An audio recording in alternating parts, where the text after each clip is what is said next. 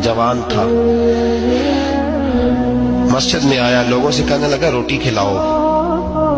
किसी ने तवज्जो ना की। उसने कहा मैं रब रब बताने वाला हूं, मेरी तरफ देखो तो सही। किसी शख्स ने ख्याल ही ना किया।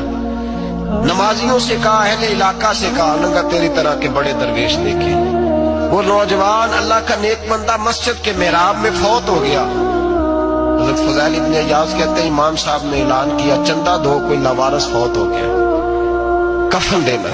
चंदा इकट्ठा हुआ, कफन खरीदा, जनाजा पड़ा, इशा के बाद दफन करके आए। फजर की नमाज के लिए जब इमाम और मुअज्जिन मस्जिद में आए तो चीखें मारने लगे, तड़पने लगे, दूर दूर तक आवाजें फैल गई। दुनिया दौड़ी आई, क्या हुआ? कहने लगे वो जो तुमने कफन पहनाया था वो यहाँ पड़ा हुआ है, और देखो कफन पे तहरीर लिखी है। तहरीर क्या है? अर्श के मालिक ने फरमाया मेरे दोस्त ने रोटी मांगी, तुमने दी नहीं। उसने तुम्हें मेरे करीब करने के लिए अपनी तरफ तवज्जो कराई, तुमने की नहीं। और मेरा यार तुम्हारे कफन का मोहताज था, संभाल के रखो अपना कफन, मैंने उसे जन्नत का लिबास अता फरमा दिया।